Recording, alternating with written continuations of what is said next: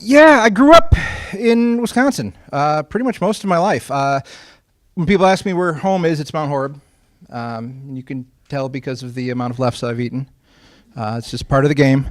For the last 11 years, I've lived in Sun Prairie, which I enjoy very much. Not as much as Mount Horeb, but Sun Prairie is a lot cheaper than Mount Horeb, too.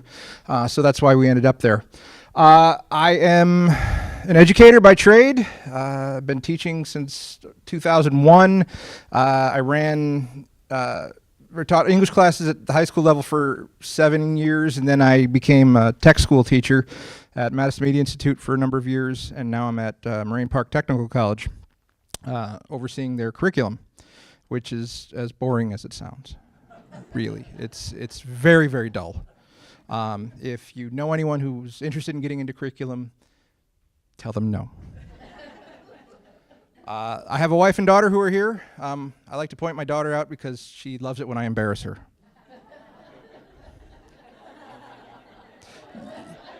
You can tell because she gets very red. You're all laughing now. I will pay for this later. When I was a teenager, I thought I should be a stand-up comic too. Again, if you ever want to see disappointment in your parents' faces, that's the sentence to do. It works. I did not stick it out as long as he did because I just got tired of people yelling at me. But yeah, again, it's one of those things where I'm good in a classroom. I'm good on a stage. I'm really bad in one-to-one situations, as my wife will attest. But that's a lot to do with where my books came from. After Everyone Died was first written as an exercise. I'd been writing since college. In college, I wrote probably 20, 25 novels, and they were all horrible. But Brian Michael Bendis, who writes for Marvel, he says you have to write 20,000 pages of crap before you figure out what you're doing. And so that's what I was doing in college. I was just figuring it out. I still am, but I'm better at figuring it out now. I'm closer to the end. Still not at the end, but closer.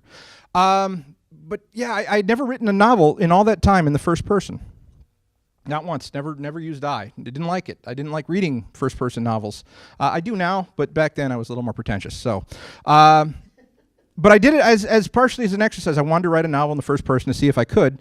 And then I needed an idea. And one day I was driving home from work, and I was, the interstate. It's the interstate. It shouldn't back up. Why does it back up? Why are there people in front of me? And at that moment, I wanted everybody to be off the road. And I had a vision of a completely empty interstate. And I wanted that. And that planted the first seed of the story.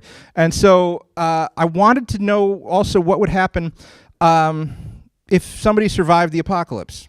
And that's what the impetus is. And After Everyone Died, it's a viral apocalypse, much like in Stephen King's The Stand, that just basically wipes humanity off the planet in about the span of a month. And a 17-year-old kid in Sun Prairie ends up surviving it. He's just immune. He's one of the few that has the natural immunity, and he gets to live. But there's nobody else around, and he's completely miserable. A lot of dystopian novels, a lot of dystopian literature and television shows, it's all about the conflict between people. As you know, Hunger Games, Walking Dead. Walking Dead has zombies in it, but it's really the stories about the conflict between the living people. The zombies are just there to complicate matters. Almost all the books that you see about anything post-apocalypse, it's all about people fighting for superiority, for resources. And I thought if there was a real serious apocalypse where only, like 0.0001% of the population actually survived, there would be no fighting because there wouldn't be enough people to fight. And so the real enemies are boredom. And if you've ever spent a lot of time alone, that can be pretty nasty. The best of us, human beings are social creatures, right? And every so often we have to talk to somebody else. My main character doesn't get that benefit. He has a gassy Labrador Retriever, but that's about it. And of course, if you're going to survive the apocalypse and you have to fight boredom, where would you live? The Sun Prairie Library. All the books are there. It's like the Burgess Meredith Twilight Zone where he has the glasses and he's going to read and then there you go. You know what I'm talking about. So that was basically the impetus of it. And the other impetus is my sister and I have always talked about how we just want to go into stores and have nobody else in there, including staff, and just be able to take whatever we want.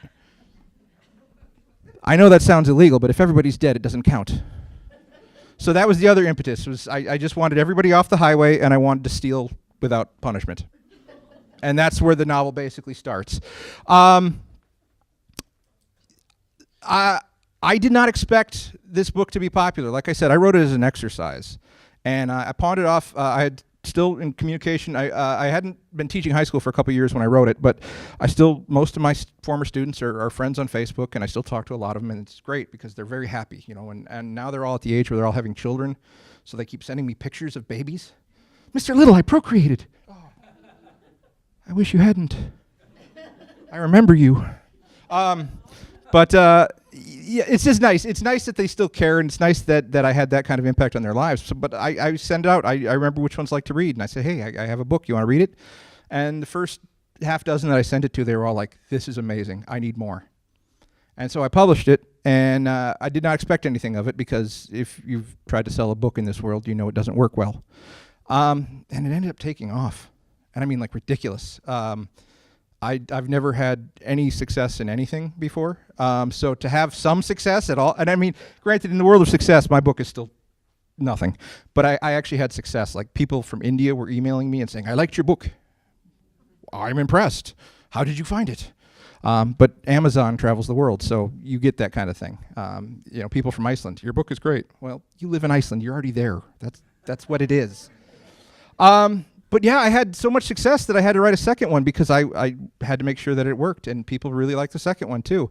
And I found out that the whole doomsday prepper post-apocalyptic genre actually has a very large fan base, and a lot of them really took to my book because it was different, because there was no fighting, there was no war, there was no sex destruction or really joy. They're just a kid bored and lonely. That's all it is. And to me, that's a lot of the book. I took most of the inspiration from that book too from a really unlikely source. Anybody read Laura Ingalls Wilder? Yeah. She is probably one of my top 5 favorite authors of all time. I legitimately reread her whole book series at least once a year. But my favorite of them all is The Long Winter. Because if you haven't read The Long Winter, you should. It's wonderful. It's the most historically accurate of all her books. It details the snow winter of 1881. And De Smet, De Smet, South Dakota was almost eliminated off the face of the earth because the people in it almost starved. And so it's a really, really good book. And it's got everything you want in a book: drama and family and home and joy. And I make reference to it in the book, but that's really where this whole series comes from. And then obviously he survives the Wisconsin winter because there's sequels. Don't mean to ruin anything for you, but if you haven't noticed, there's 3 of them. But he has to get out of Wisconsin because y'all were outside. You know what it's like. He has to leave, so he makes the plan to go south and live in the South, and he moves to Texas. And that's what the other 2 books are about. The second book, Long Empty Roads, is really a road novel. It's about him getting in a Greycoat Jayhawk that he steals and heads south. And then the third one is about him establishing life in Texas.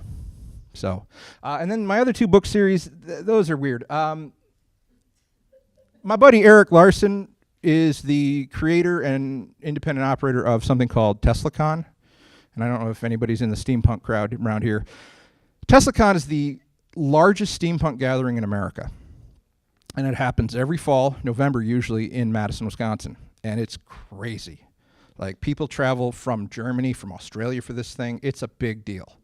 And for 7 years, I shared an office with Eric at MMI, and for 7 years, he was like, you have to write a book series about my con, because at the con, he has this running storyline with characters and action and stage plays and stuff like that. It's incredible.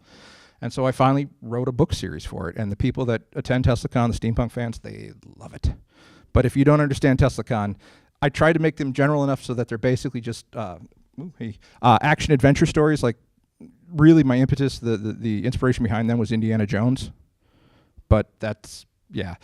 They might be for you, they might not be. They're more fun than After Everyone Died, because there's a lot less global apocalypse.